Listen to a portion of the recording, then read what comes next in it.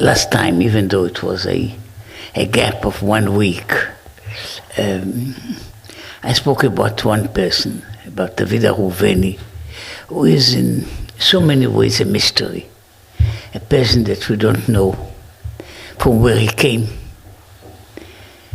We don't really know anything about his real identity. We don't know what were his real plans. As I said, I put him as a kind of a possible, possibly pre-Herzl leader that wanted to create, like Herzl did, to create the Jewish state by a confidence trick, which was like Herzl did successfully, and other people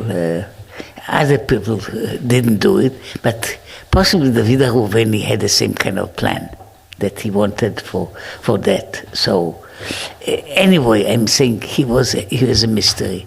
Now I'm mentioning him because his fate was strangely connected with that of another person who is a mystery in a different way. Not is a mystery because the person is a outstanding, unexplained personality, and in that sense is really somewhere that we cannot place anywhere properly. On the other hand, his history is on the face of it, say on the outside, it's quite clear, dramatic, but quite clear. It doesn't take off the mystery of his personality, but it means something that we have a person there, and we know about him more or less everything, and he still remains something of a mystery figure, and he could be a wonderful, good subject for a novel that would have more, I would say, more imagination than facts, because the facts are basically known about him, but still there's something about the person who is unusual. Now, he was possibly also born there in Portugal, and perhaps in the city of Lisbon.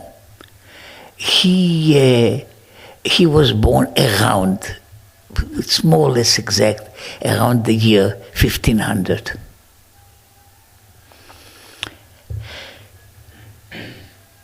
He came from a family of Marranos. It means he grew up and was raised as a Christian. We don't know almost anything about his parents because at the beginning he didn't have a Jewish name. His last name, he somehow, either he took an old name that they had in the family or he adopted a new name. So we really don't know that much about his parents. One thing is very clear, and it's clear from all his life, that he was an outstanding, an exceptional kind of personality, and very, very, very talented. When I say very, very talented, it's clear from whatever happened to him, I would say, his extraordinary talents. Because in that year that David Reuveni more or less came to visit Portugal in his real pseudo-imaginary mission, as a person that comes as a messenger of a Jewish king, living somewhere, say in Arabia, perhaps Ethiopia, and he's negotiating with the kings of Europe to get guns, because they have the army, but they need heavy guns in order to fight the Muslims. That was the story of David Reuveni. Now David Reuveni came, and obviously, even though the map of the world was not as well known as it is now, there were all kinds of suspicions. In fact, it seems that the letter of introduction that the Pope wrote for David Reuveni contained also something like a cautioning note saying that, okay, find out about him. If it is true, you may negotiate something with him. So he wasn't even sure, even though he was convinced that there is perhaps something in it. He didn't know, so he sent him there. And David Reuveni came. Just imagine the time. It's the year is 1525 or something like this. There are no Jews in the open anywhere in the Iberian Peninsula. Not in Spain, not in Portugal. And then comes a Jew who is some kind of a proud personality, possibly not a tall man, but he behaved. That's some of the things. He behaved like he was really as a soldier. See, he came always riding horses. See, and he was clearly that he's a military person. Incidentally, all his time he claimed that he's not a scholar, but he's just a person he's a brother of the king of that kingdom, and he's really a general in the army. So that was his claim. Now he comes there, and he comes. Just imagine the notion that you have. There are lots of Marranos, all in all. Most of them, of course, didn't convert to Christianity after conviction.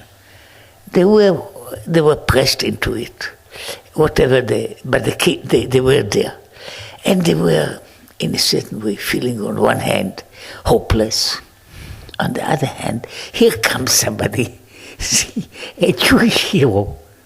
Now it made a huge impression on the Marranos there. And David Reuveni in his memoirs, and this part of the memoirs seems to be, from a certain point on, his memoirs are accurate. So he says that the Marranos, and sometimes their children or the elder people, they flocked around him. He was a huge attraction. So. And because he was not an outlaw, he came officially as an ambassador, at least. So he came there. So they flocked around him. In fact, he says that the king of Portugal scolded him because he says, you are just upsetting all the work that we did of converting them, because they run after you and they kiss your hands and so on and so forth. Anyway, that story of the Reuveni didn't end with anything concrete. But the point was that then there was this young man, Shlomo Molcho, who was then called, we know his name, he was called then Diego Pires. That was his name. And he was deeply impressed. Now, Diego Pires was not just a person in Lisbon.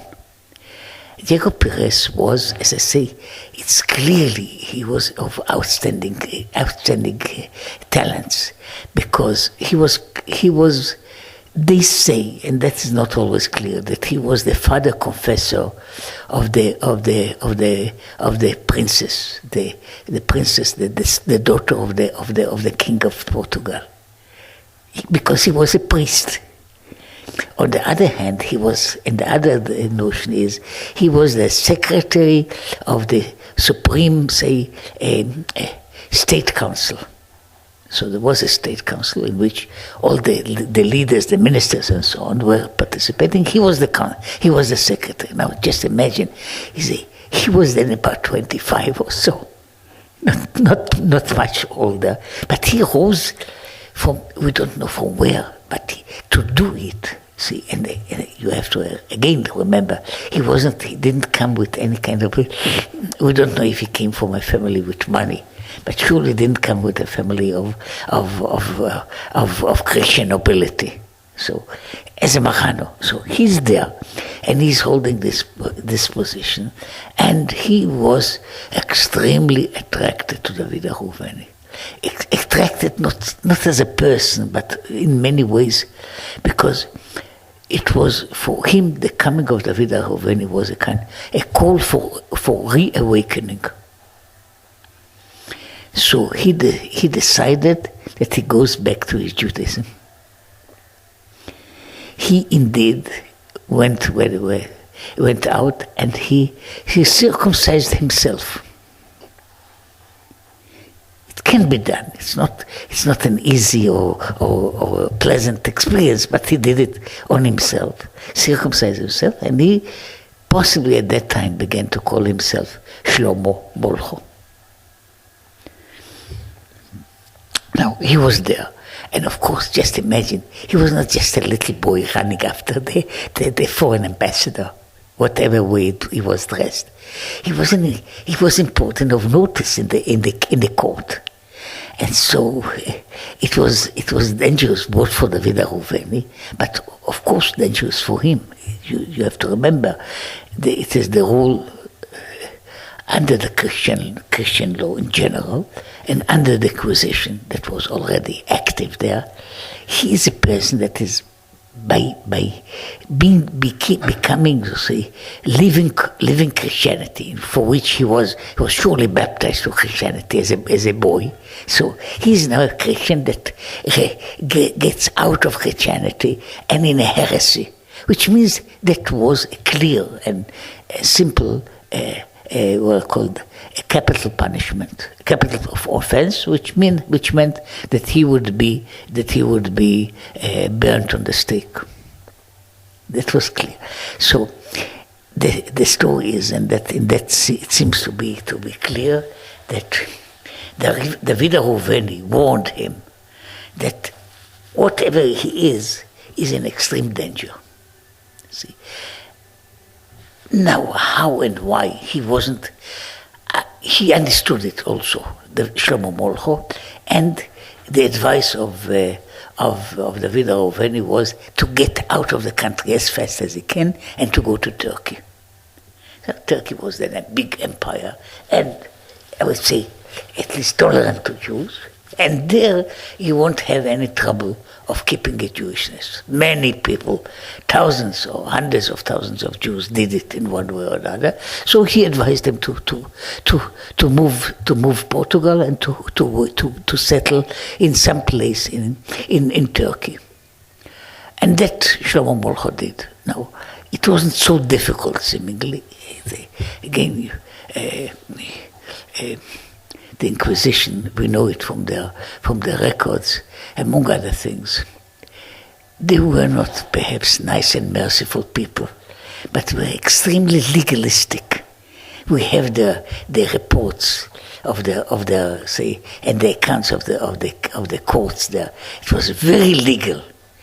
Every kind of punishment or every kind of torture was registered and written down, how it should be done and by whom it should be administrated. So it was on one hand bureaucracy, on the other hand it was still not, it was not a totalitarian country. So he got himself out of the country and went to Turkey, to the Turkish Empire, and there he was for some time, perhaps about 2 years' time.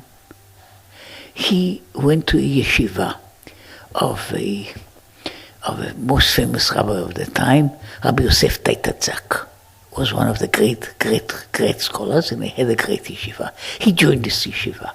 He was there, as I say, something like perhaps 2 years or a little bit more, but not too much more. Now, he was there. Now I'm saying, the fact that he found himself attracted to Judaism wasn't so strange, because those children of Marranos for years had a yearning, and even though he possibly wasn't thinking about it as a young man, because he went to the church and to public service, still it was there. We found that the last auto da fe that was done in public was done again for a Marrano that converted to Judaism, and that was also the reason why they write down why they didn't have from the time on a public burning in Portugal, because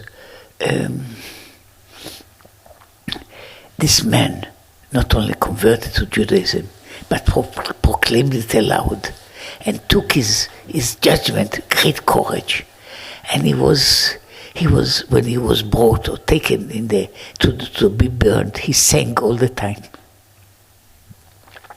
And his singing in the statue made such an impression on the people. See, because he was, of course, singing in Portuguese or in Spanish. So, and he was something of a personality. It made such an impression that the Inquisition decided that such a show is counterproductive to what they wanted. They wanted to make people afraid and to make people abhor these people. But he made it a kind of a glorious picture, of a heroic picture. So that was the time that they stopped it. But it was in the 18th century, which means Marranos were still converting from there. And as we know now, I'm just jumping ahead another, say, couple of centuries.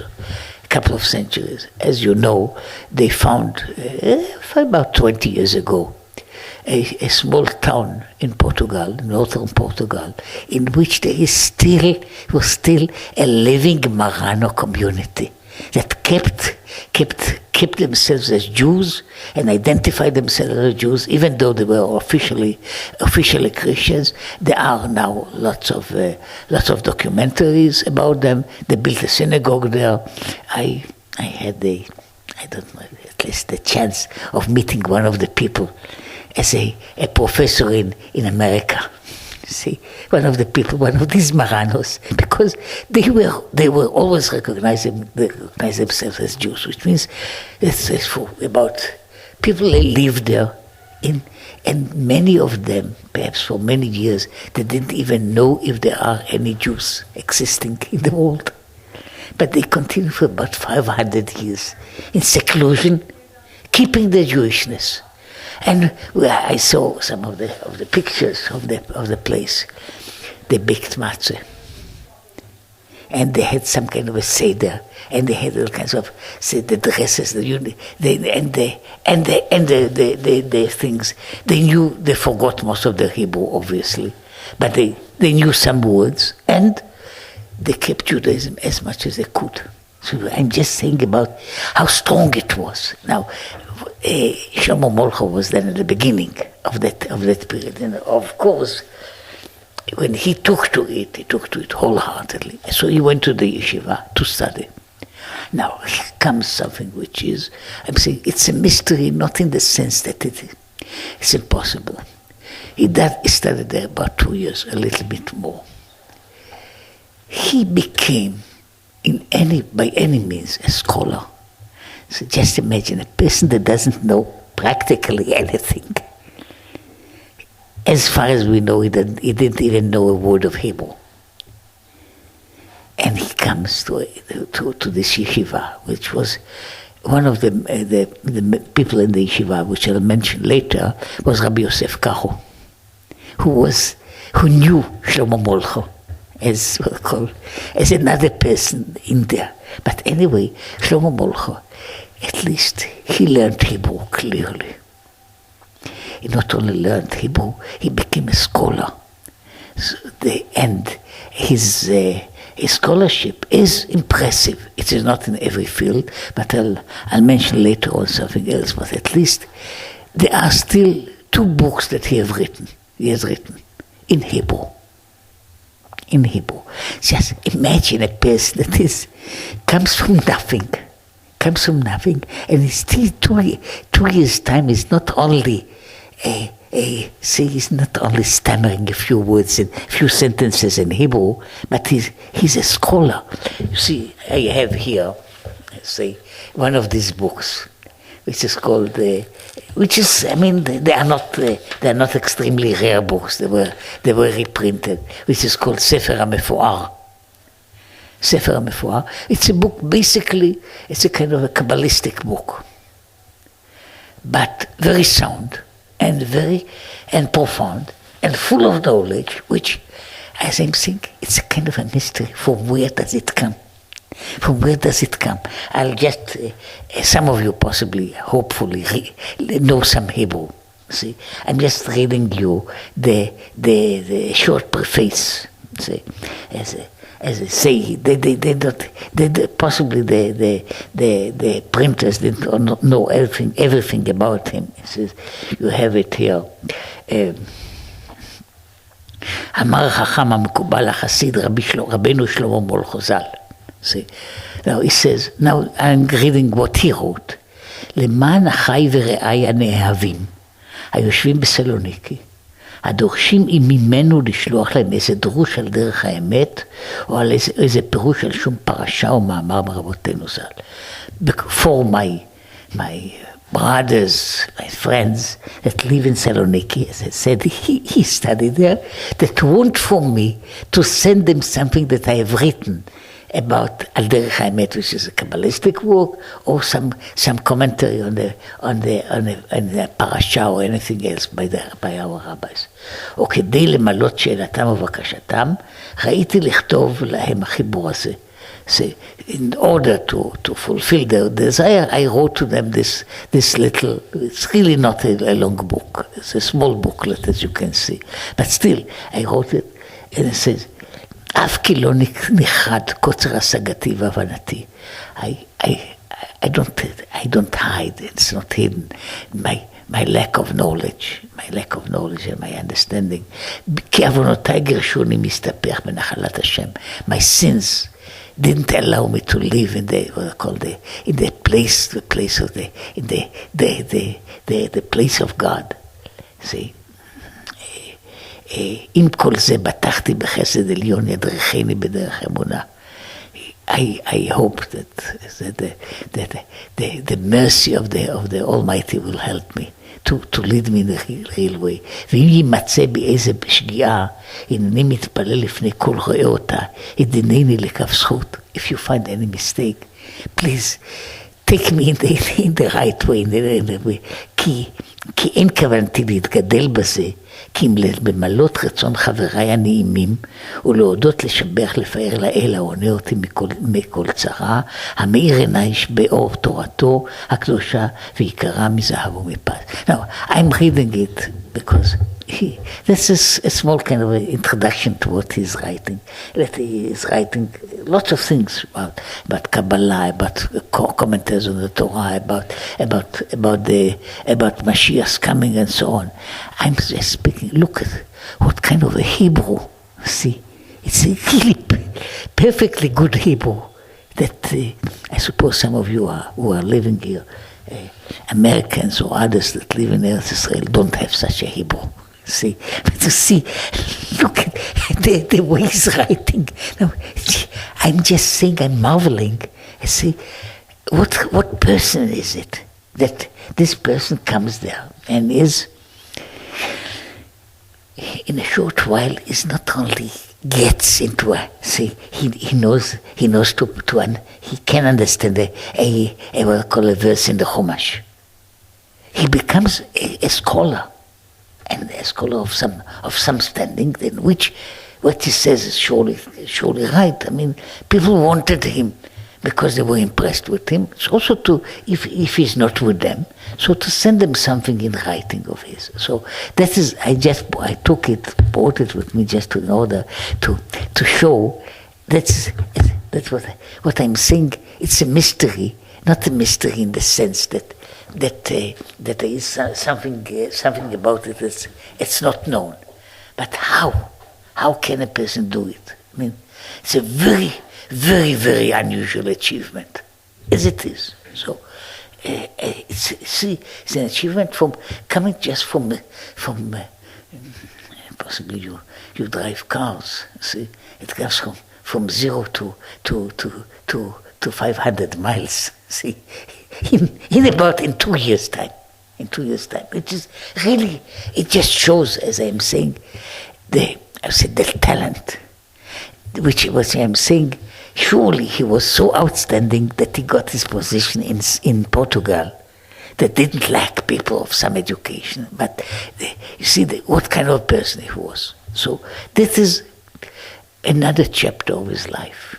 See, and then he decided to go to Rome. Now, theoretically, Rome is a most dangerous place for a person like him. See, I mean, he's seemingly also not hiding too much about this thing, about his past. So the people know who he is, and he's coming to Rome, just the center of Christianity. He comes to Rome. Now in Rome, he is doing all kinds of outstanding things, strange things. Among them, he met some of the possibly one or two cardinals, and later on he met the Pope. The Pope granted him a special letter of protection that he won't be molested. So you see, in that sense, it's again so unusual. See, the Pope grants this person who is by law, by anything else, should be just burned. He is now protected by the authority of the Pope himself. He has a letter that protects him from any kind of molestation. Now, what he did there was all kinds of things. He was preaching, he was talking to people, and he was doing things that, as far as we know, obviously on the face of it, he never had anything that we may call it messianic say claims. But on the other hand, he says he was living in Rome and spent some time, about 30 days he was sitting with the sick and with the lepers in Rome, which is very much reminding of what is said in the Talmud, that Rabbi is asking Eliyahu Navi, where is Messiah now? And he says he is now in Rome, sitting among the lepers. So it's clearly something that has a connection, because he was doing that. Now, he was doing that, and again, preaching to the Jews. He didn't care also about speaking to others, but basically speaking to the Jews, and that appeared another side of him that nobody knew. He was clearly a person a person that had all kinds of revelations, and some of them that were public, famous, and earth-shaking was two things that he prophesied. One was the river of Rome, the Tiber, will flood the city, which happened. Of course, a person like this that can prophesy something like this is what I call, you can't put him away easily. On the other hand, he also made another prophecy, which was again came true in a short time. He said that the city of Lisbon will be destroyed in a big earthquake, which happened. The city was destroyed. It was a big earthquake. It's very famous historically because it destroyed the whole city. So he was the prophet, and he's there walking around in Rome, see, with this protection. And you can imagine that a person like this, that possibly was speaking to many people, and they say, we don't know anything, not about his looks, not about anything else, but see, you can, what I'm speaking about, the mystery is, you see what kind of a personality lies behind it. Because such a personality is something that should be, for everybody, be extremely, I say, more than amazing, but attractive, and perhaps it's always inspiring, see, in this. And he's there, sitting in Rome, and doing his work of speaking and preaching to everybody that wanted to listen, in the synagogues and out of the synagogues, to private people, to anybody possible. See, from the Pope downwards. See, that is the man in Rome. As I say, I suppose these two stories about the Tiber and the destruction of Lisbon are those that became very famous because they are events that you cannot deny. see, and big events that make a big impression on everybody. But I suppose he was prophesying. See, so there is a person, a prophet, that comes there. He doesn't claim anything. He doesn't make any demands on anybody. He is just moving in the city and speaking about that redemption should come in a short while. See, that is what he's doing. But again, as far as we know, he never made any kind of a personal claim. And in fact, there are from he didn't write much. Even this book has a few lines of apology for if there is any mistake, if there is anything else, they should tell him and about it and so on. But there are some other notes, because it's not the only book. This is one of the books that is called Sefer HaMefu'ar. I don't know if he gave it a name or other people gave it a name, because in a way it seems like the Book of Glory. See, which I don't know if he gave it a name, because it's a book made of several chapters, each of them devoted to, one of them is about the creation of the world, another one about redemption, all kinds of, some of the things are very original, and some of them were adopted by all kinds of others later on, and he's there. We know, it's funny that we know some small details about him, but really details that came to be known almost by chance later on. Now, somehow David Reuveni goes back to Italy. He was, anyway, basically kicked out of Portugal. And he comes back to Italy and he tries again to raise the same thing. And again he meets Shlomo Molcho. A very different meeting. See, when they met first, there was the important person of the ambassador of the unknown power, and a young man, a very young man. Now, he remains still a young man, because he was less than 30, seemingly, or about that, Shlomo Molcho. But they meet again, and they make something of a team together. Again, in this, seemingly, that then the Shlomo Molcho is the leader. And now, they make a decision that seems to be extremely impossible, but that was again Shlomo Molcho, and that is the other thing, the other mission that they take for both of them together is they are going to the emperor, Karl V, who was then possibly the most powerful person in the world, say, in which the empire of Karl V contained both, because he inherited everything. So he inherited Spain. He had suzerainty over Portugal, but he also was the ruler of Germany, more or less, and he was crowned as the emperor of the Holy Roman Empire. On the other hand, you have already the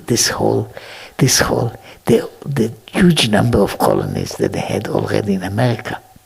See, so when they said that the empire of Karl V, the sun never set, because see, he was from Spain to the Netherlands. Of course, Netherlands was a part of his realm, Holland and Belgium and so on, other places, and then all the way to Austria, of course, Czechoslovakia, which was for a time Prague became the capital city of this empire. So you have this man, this ruler, and they go to meet him.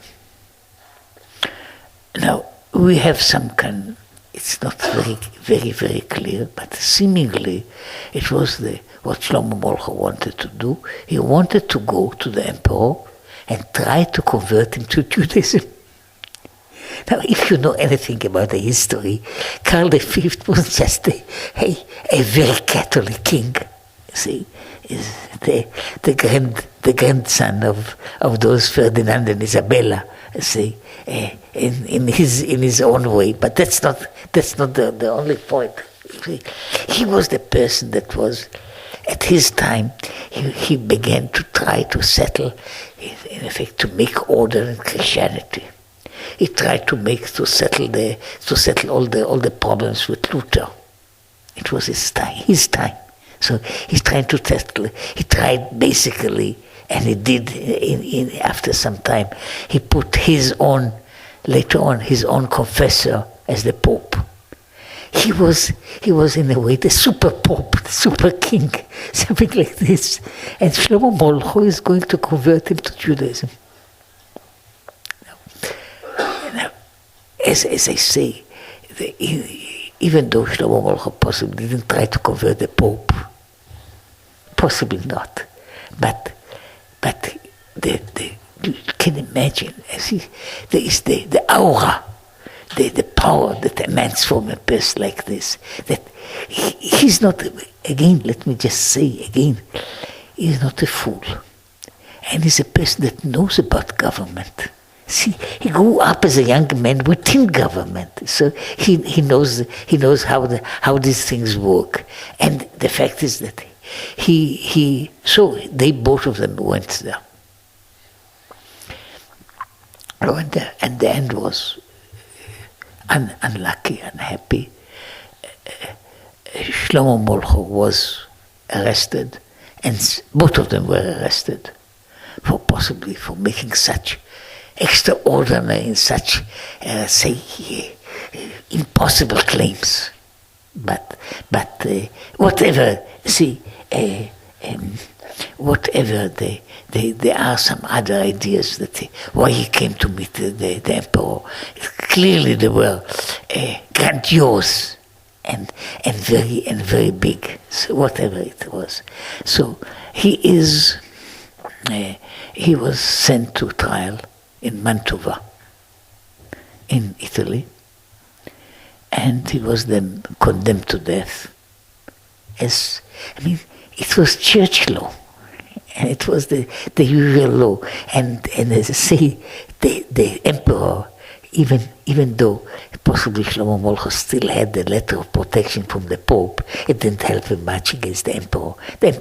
When the emperor later on sent an army, and they conquered Rome, the people later on wrote about it, that the Spanish or German armies that came into Rome did there as in a conquered country in which they ravaged everything, burning, taking spoils, and of course,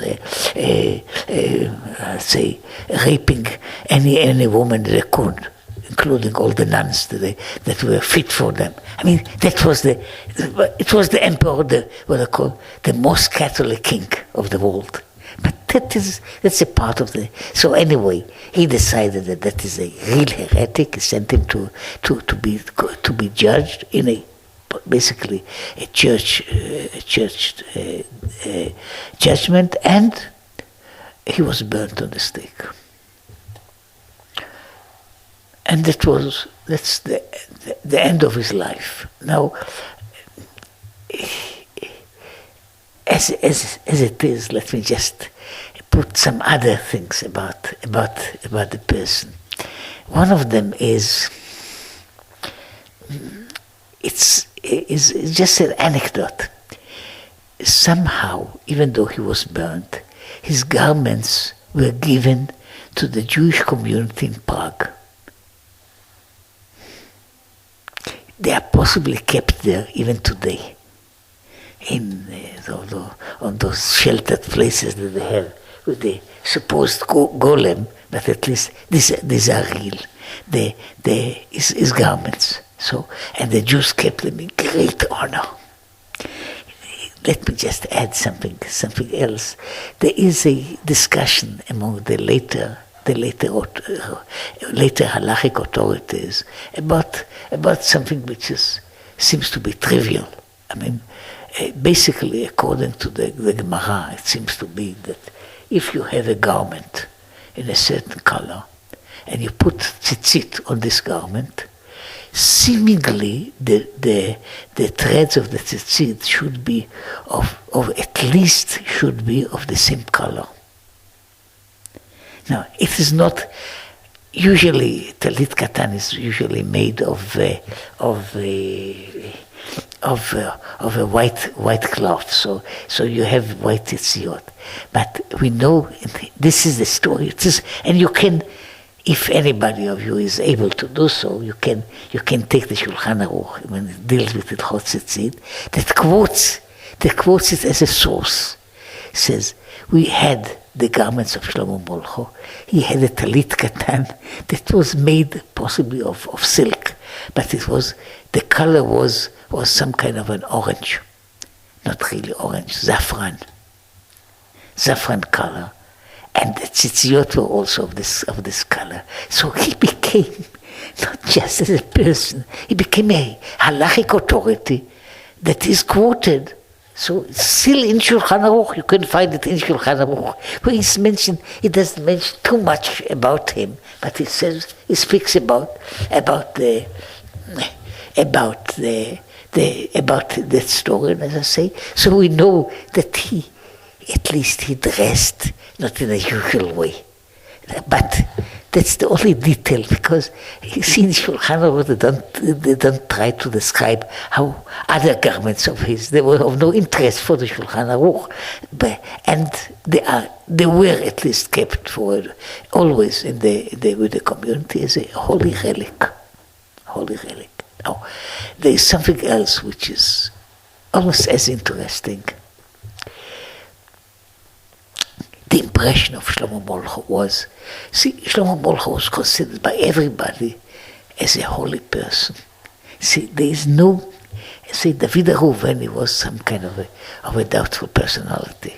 Let me just say that David Reuveni was also arrested and sent to prison in Spain. Now, being a Jew, he was under the rule of an inquisition, and they had no reason to kill him. But they saw him as a kind of a dangerous ante say something that is working against the security of the country. And so they put him in prison, and we really don't know when he died. We know that he died somehow in a prison in Spain. That's about David Reuveni. But David Reuveni became, as I say, was a mystery. Shlomo Molcho was a saint. And he was considered as a saint by everybody. See, as I say, they quoted him. I say, you have the book. His books. The books are quoted, and there are references for people make reference from out of these books on one side, and then there is something which is again an outstanding story. We have a book that is basically the memoirs of Rabbi Yosef Karo. Basically a personal book that is called Magid Mesharim. It's a strange book because he writes there about his dreams and all kinds of private affairs. Private not in anything secret, but private affairs, his life, his ideas and so on.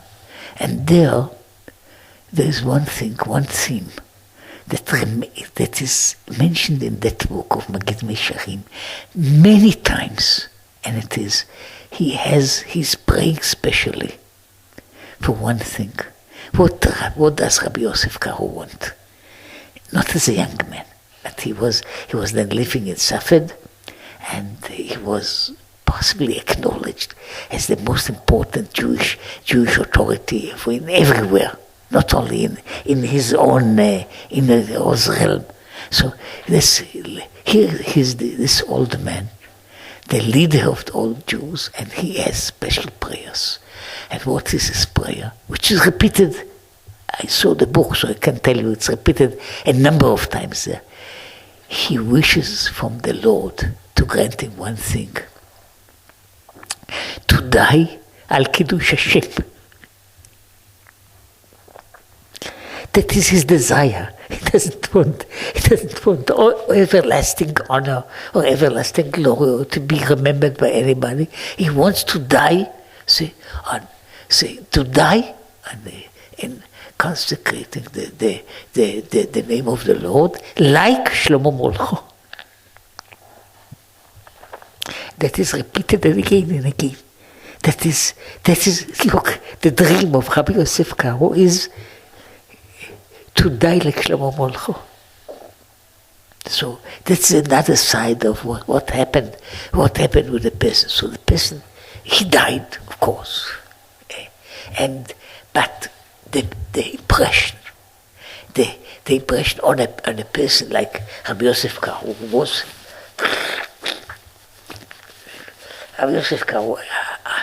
unlike what perhaps some people know. Rabbi Yosef Karo was himself a person which was not only given to study Kabbalah, but also he had lots of mystical experiences on himself, which are written in that book of his. About all kinds of revelations.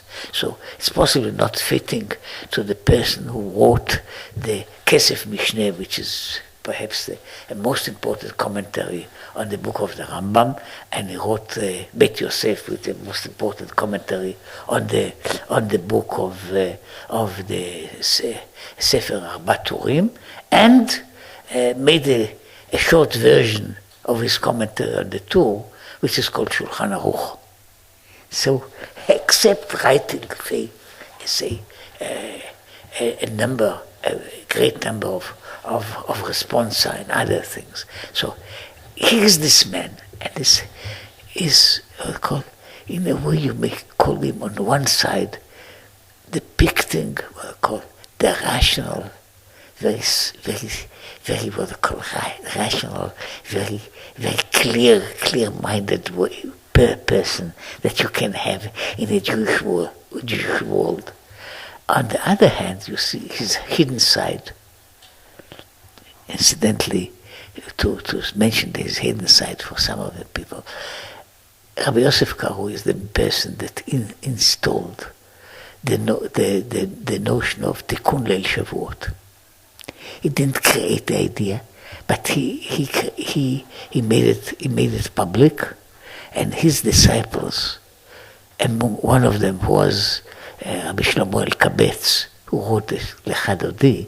He really wrote letters to everybody in the world, telling about the revelation that they had at the home of Rabbi Yosef Karo, and the fact that you to install this keeping of Tikkun Leil Shavuot. So it comes from Rabbi Yosef Karo, and it comes as a revelation there. And it is, of course, all over the world. So this man, I'm saying, this kind of, which is in his own ways, nothing extraordinary happened in his life, see, except being widowed 3 times. See, but nothing extraordinary happened. See, he was a scholar, and he was a scholar in one place, very important, and then became a scholar in another place again. Everybody admired him and so on. But you see, I'm just going to repeat, what is his dream? What is the secret prayer that he keeps again and again? He wants to die like Shlomo Molcho. So here you have a person what I said there, that he was a mystery, as I'm saying, it's not a mystery in the sense that we don't know about his life. We know the rough, we don't know details, whom he met, with whom he spoke, but in the rough picture the general picture is very clear. His life, where he grew up, what he was doing, where he went to one place to another place, the little booklets that he wrote, and so on. The mystery is, look, first of all, from where he sprang. It is something that a person that came from nothing Jewishly, and this person became, a kind is in a certain way there is in that person the legend, This is the mystery. I'm saying the mystery is not about any kind of details about him, but the mystery of, look, the person who is, say, he was 7 or 8 years before, was possibly a Catholic priest. He is now something like a Jewish prophet. The person that was a person, a part of the court of the Portuguese king, is now wandering in the streets of Rome and calling people for tshuva and for geula. So that is the person now. And in every part of it, what we know about him is something extraordinary, because as I said before, it's almost clear that Rabbi Yosef Karo met him. Possibly he was much older, Rabbi Yosef Karo, but at least they met in the same yeshiva. So they knew each other, and then they separated, their ways were separated. So the fact that this person made such an impact, see, that's what I'm calling, that's the mystery. The mystery of a personality that is so very unusual, so very outstanding. See, he died possibly when he was 32 years old. That's the whole life of his, and that's the whole life of a person. And the person, he didn't, as I say, it's not something that you would say he did something very special. Or it did in any way. But here comes the point which I'm just going to finish with. Here, there is something else, which is, there are people that are counted by their deeds. What did they do in their life? There are people that are counted by their writings. What did they write in their life? And these two people can't be remembered. Some of them are remembered just by historians. Some are remembered by the disciples and students for the time. But there are some people that you can only say what they did is this slightly unimportant part. What they wrote is again not the very, very important part. What it is what they were. See, what they were. It is a kind of, there is a personality that is what you can't give it any other name except for there was such a person that existed, and he is. See, when you try to, there are such similes, many others. See, what can a pearl do? The most glorious of pearls. What can it do? It is beauty and perfection itself. It doesn't work for anything. It doesn't do any kind of a practical use of it. But it's a pearl. It's a diamond. And that's what the person was. See, here comes a person that was revealed. Just imagine his life as a Jew was just perhaps less than 10 years of being a Jew. And of being a Jew and being involved in Judaism. And before that, he was somebody, but that's not important. What he was there is, it's like, in real life, in what happens with diamonds. When diamonds are found, they're usually not found as you don't see them as they are. They are usually covered with some kind of a brownish stone cover. You have to break it in order to find the diamond inside. So it seemed that was a kind of person like this. There's a person that is, it's like any other people in the world, a pebble. And this pebble splits, and you have there something that is outshining for generations. So that's the story of a mystery that in this way it's not a matter of judgment of making, he went from point number one to point number X.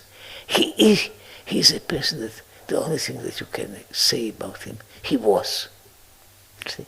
And he was enough to be wanted. Okay.